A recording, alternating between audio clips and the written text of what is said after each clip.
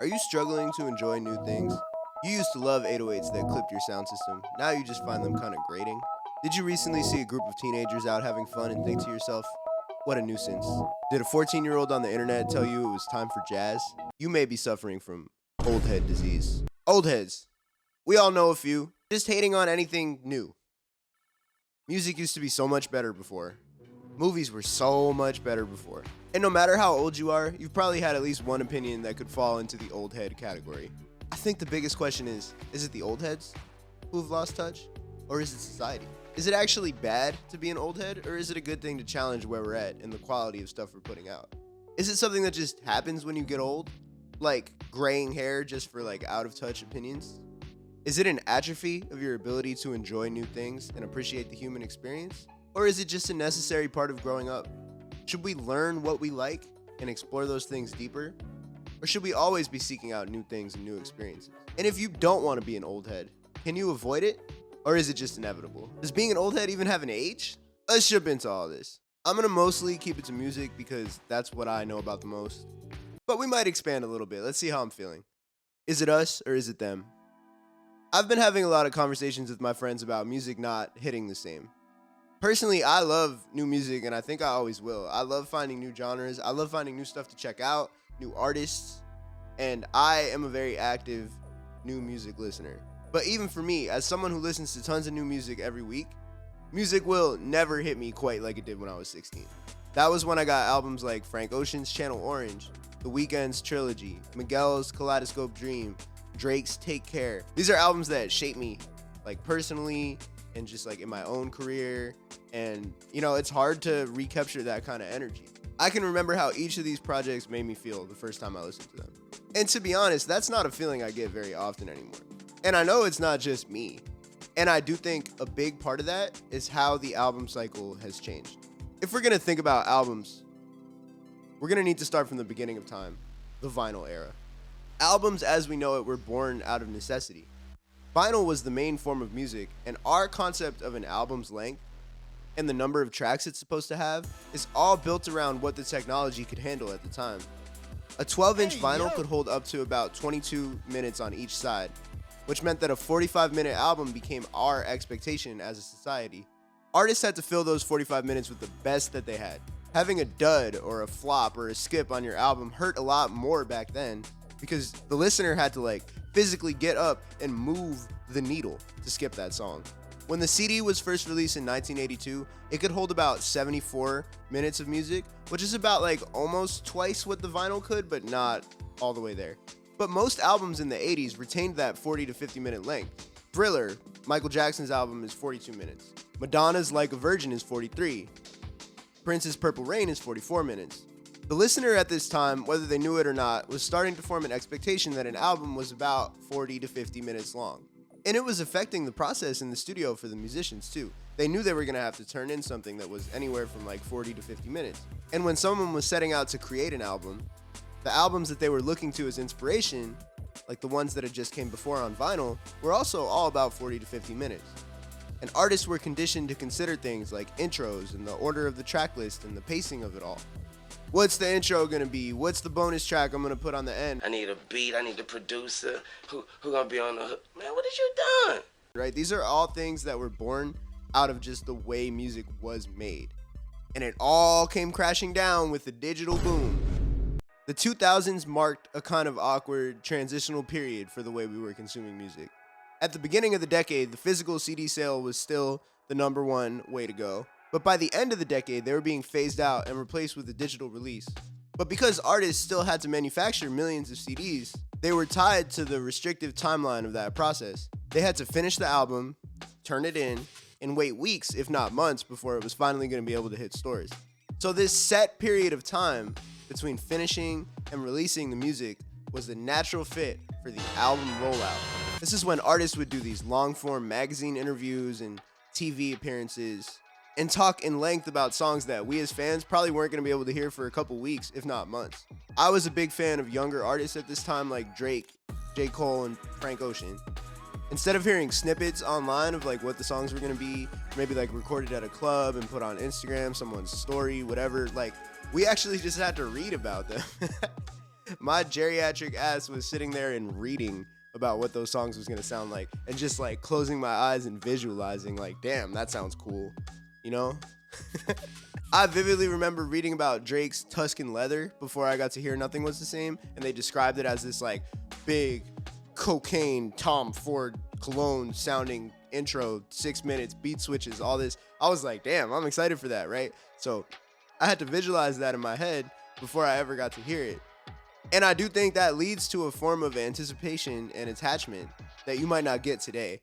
It's kind of like when you read a book and you become a big fan and you picture what everybody looks like in the book, and then you go and see it in theaters when it becomes a movie. And you're either like, wow, they nailed what that was like, or like, damn, I don't think that's what that character looked like in my head, you know, except for songs.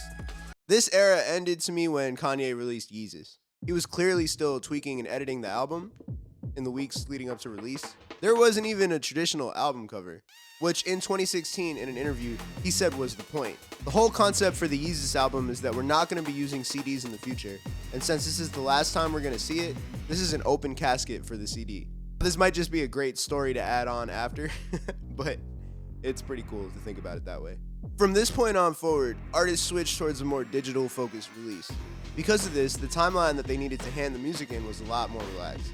Modern A-list rap albums these days definitely have like a turn the assignment in at 11:59, like a head-ass attitude about them now, which is not necessarily a bad thing, to be clear, but I think we see those examples a lot. With Certified Lover Boy, Drake's album from 2 years ago, it came out at 3 a.m. instead of midnight because he was supposedly still tweaking some of the mixes, which is crazy because in the CD era, you could literally never do that. You had to turn that thing in like way long ago, right?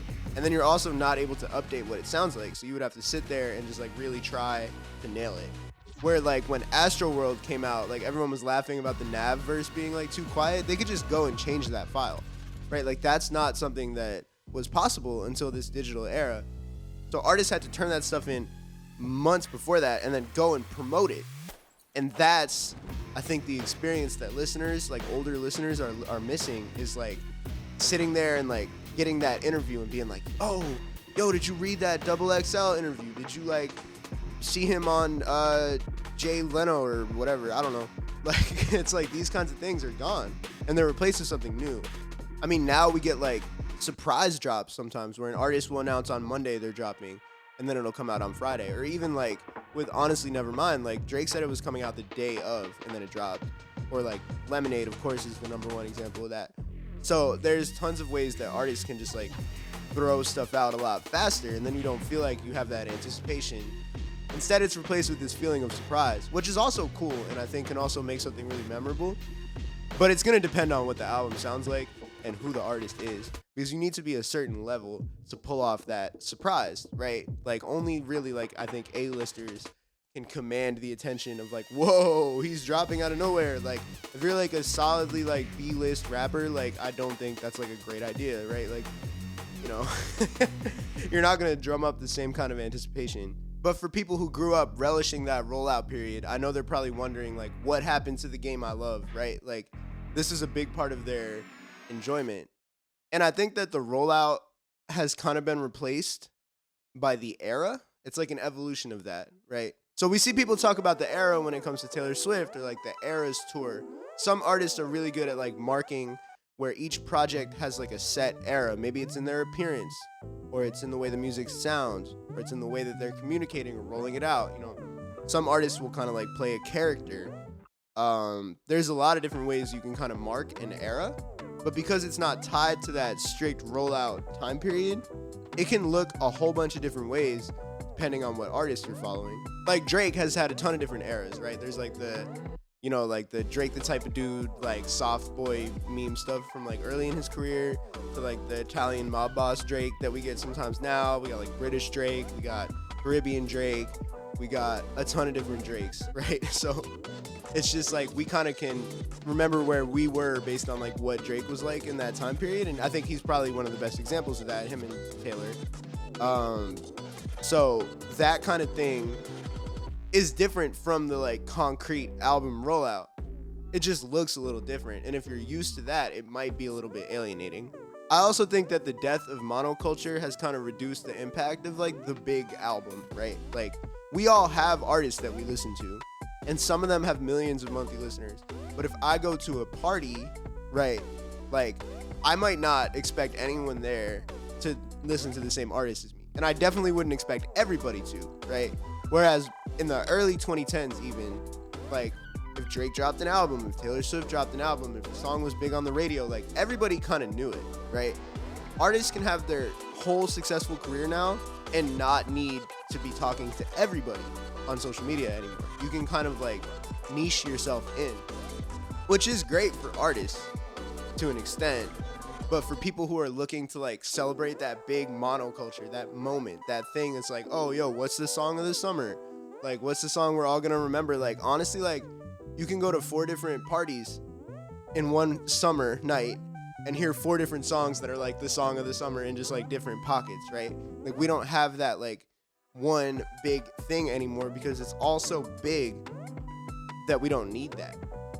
Which is cool and freeing, but it's scary and alienating at the same time because I think people really like that feeling of community, right? Like, people really like being able to be like, yo, where were you the summer of like, I don't know, like MIA Paper Planes or like Hotline Bling, right? Like songs that kind of like transcended and became a thing that everybody knew.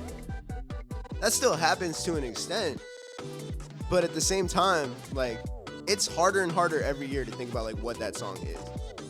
And I don't think that's a bad thing, but it's a reason why somebody who's older might be like, damn, they don't do it the way they used to anymore. And that can always feel kind of alienating for the older people. We live in our own little bubbles musically now. And unless we share those moments with our friends in person, like at a kickback or driving together or something, like we're probably not even listening to the same music anymore. At least that's my experience, right? Like I have friends who I know I can go talk to about R&B. I have friends who I can go talk to about hip hop and like lyrical stuff. I have friends I can go talk to about like younger, like newer rap, whatever you want to call it. There's bad words for those genres, right? Like SoundCloud kind of stuff. Or I have friends who I can talk to about like weird internet, like bubbling up music, right? But I'm not going to be able to talk to all 3 of those people about the same things. And maybe 10 years ago, everybody would have had to talk about those things. But honestly, isn't it kind of cool that we can focus on our own interests? Like some people who are just like huge music listeners, like music is my number one hobby at the end of the day, right? Like I want to know all of it. Not everybody has to know all of it, and that's cool, right?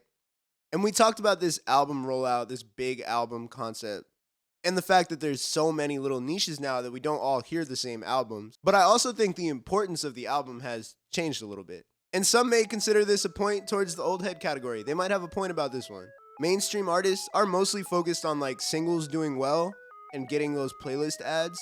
And for the A-listers who are shooting to like make it on the charts, they're gonna bloat their albums with 20 to 30 tracks because of the way that the streaming era counts that towards sales, right? Like the more streams you get, the more sales your album has. So if you put more songs on your album, then the album's gonna get more sales, even if the same number of people clicks on the album at 10 tracks or clicks on the album at 20 tracks. If they make it all the way through, like someone who streamed a 20-track album, that's twice as many sales as someone who streamed a 10-track album.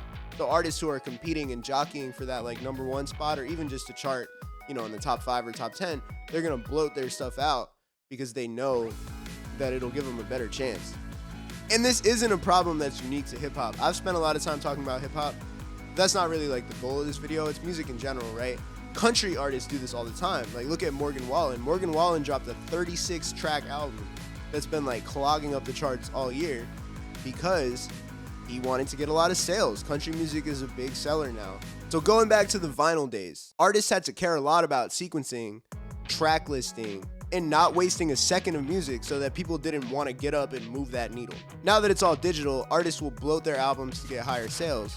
And we as listeners can just save our favorite songs. When I listen to a lot of A-list rap albums now, I don't go in expecting that it's going to be an album I'm going to put on from front to back. I go in being like, all right, I'm going to save that one to the gym playlist. This one goes to the car playlist. Like, ooh, I like the feature on that one. I'm going to check that one out. And I kind of have a quicker like skip ratio than I used to. So I'll just be like, I know that they probably, with the exception of a couple artists, weren't planning on me listening to this whole thing from front to back more than once, you know? We've talked a lot about like consumption of music as a concept, right? Not really like the content of music, but just like the way that we consume it. I think that old heads have a lot of points when it comes to the way that we consume music. That's obviously changed a ton. And maybe it hasn't changed for the better. But where I have less empathy for the old head narrative is when the conversation turns towards the content of the music or how the sound has changed. In terms of content, popular music has always had some raunchiness and some boundary pushing in it.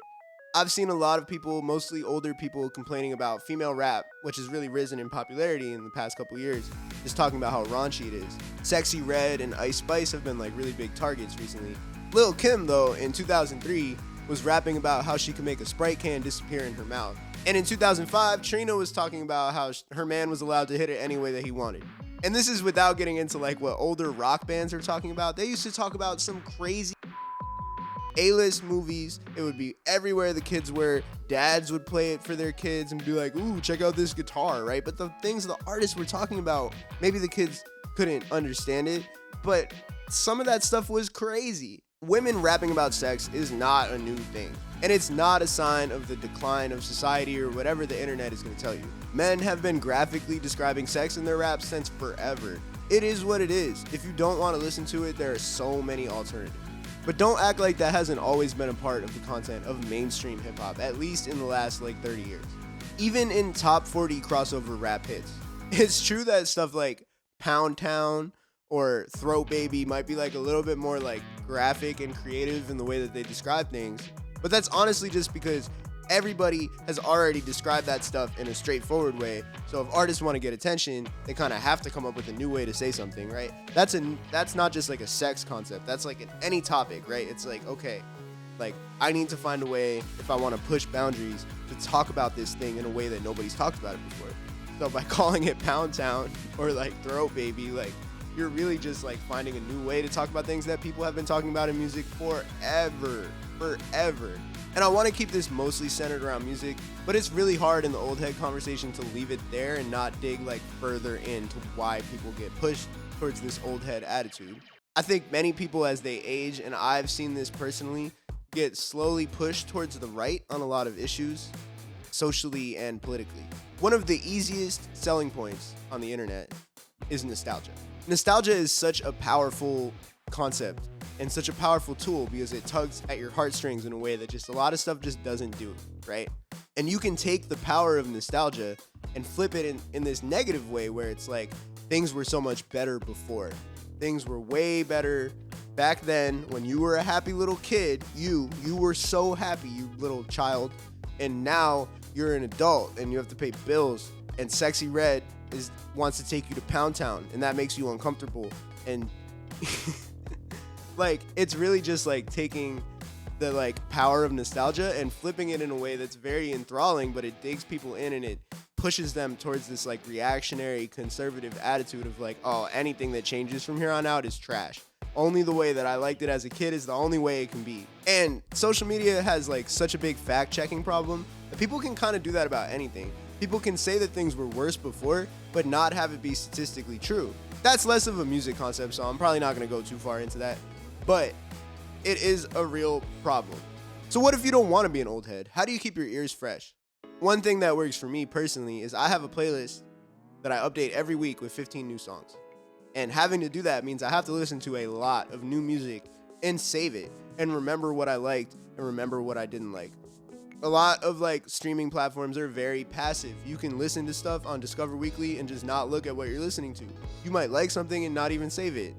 For me, having to do that, I'm putting a name to a face a lot, which means that I'm remembering these new artists and these songs at least.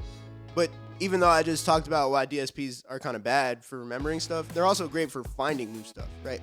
The algorithms can take you through a bunch of new artists. When I started getting more into indie and kind of chill wave stuff a couple years ago, I let the Spotify algorithm take me to all these artists that I ended up really liking. And I didn't know any of them before that. And if you feel you're missing something in the music that you're finding these days, or maybe mainstream rap is not doing it for you, there are so many artists that are building off the little subgenres that you might have really liked as a kid. And you can find them kind of repurposing things in an interesting way. And I'm not talking about sampling really lazily. That's kind of a discussion that either people have already talked about too much or I'll make a separate video. But in terms of just sound and genre, right? If you were into lyrical rap music, say you love Lupe Fiasco when you were a kid, Like today we have Saba. Saba's awesome. A lot of people know who Saba is now. So maybe someone like Black Sam or Chris Patrick. If you were into the like crunk, Soulja Boy party music, then you might like someone like Tisa Korean, who's like taking that and kind of breathing new life into it in a really cool and young and fun way. If you're into R&B like me, that's a really healthy genre these days. There's so many new artists to check out. For the guys, I really like Dende, Matt Keen, and Bathe. For the women, I really like Amaria, Joyce Rice, Raven Lene, and there's so many more artists. Like I barely scratched the surface, right? And this is just hip hop and R&B. Like we can do this with indie, you can do this with rock music, anything. If you're only out here listening to the radio, rap caviar, stuff that goes viral, then you're missing out on a lot of artists. Many who might be independent, but because of the way the music industry has realigned, a lot of these artists can have these successful, smaller careers without having to have that huge mainstream moment. So once you have a sense for what you like, it's actually pretty easy to go find new artists. And all the genres I just talked about are already kind of well-defined genres. If you really want to avoid being an old head, I think it's necessary to listen to whatever the kids are listening to, even just to check it out, right? Just because you listen to like 5 Destroy Lonely songs doesn't mean you need a full black Rick Owens outfit. You don't have to become like a true opium gooner, like just because you listen to a little bit of Destroy Lonely. Check it out. See what the kids are listening to. Like, it's not bad. A lot of it is rooted in like stuff that we grew up with and we like. I mean, Destroy Lonely's dad is literally a rapper who used to rap with Ludacris. Like, these dudes grew up on the same music that we did. They're just flipping it in a different way. And I bet if you check it out, you will like at least some of it. And if you don't, you tried. At least you didn't just hate on it blindly. One thing I really started thinking about when I started writing this video is my own musical influences through my parents. Because I remember listening to music with my dad a lot as a kid in the car, and he was born in 1961. And one of the albums that I remember listening to a lot was Nimrod by Green Day. And the thing is, that album came out in 1997, which means that an album that my dad had in rotation heavy came out when he was 36. So I know it's possible for people as they age keep finding new music. But I do think you need to actively try it before you know if you're gonna like it or not. I remember in 2011, I got my dad to buy the Big Sean album on CD and we were listening to it in the car. And he honestly was kind of fucking with the ass song, like a little bit. Like, I don't know if he would admit it, but I could tell he would be like walking around like ass. Or I remember my dad really liked Versace by Migos when that song was big. Or no, not Versace, Hannah Montana. My dad really liked Hannah Montana by the Migos. He would be like, Hannah Montana, I got Molly, I got White. I don't think he really knew like what any of those things are. But people who have an open mind towards music, right, like I think they're able to appreciate a little bit of anything. And that's a good attitude to have. So I feel like because I was born with that in my family, like I might have picked that up, which might be why it's easier for me. Maybe a lot of people don't have that at home. But that shouldn't stop you from trying it. I think an active approach is necessary to avoid like full oldheadification. And you know what? I think it's totally okay to decide that you don't have the time or the effort to avoid becoming an old head. Some people might work a long job, they gotta sit in the car for an hour and a half, and they might not wanna listen to some 16-year-olds rap about stuff they have no idea what they're talking about when they can just put on some stuff that they already like. You can just leave it at that. You can feel that way without being like, all new music is bad, right? Like, cause that's such a lazy take. Don't say that music has fallen off if you're not actively listening to artists that you might actually like, because they're out there.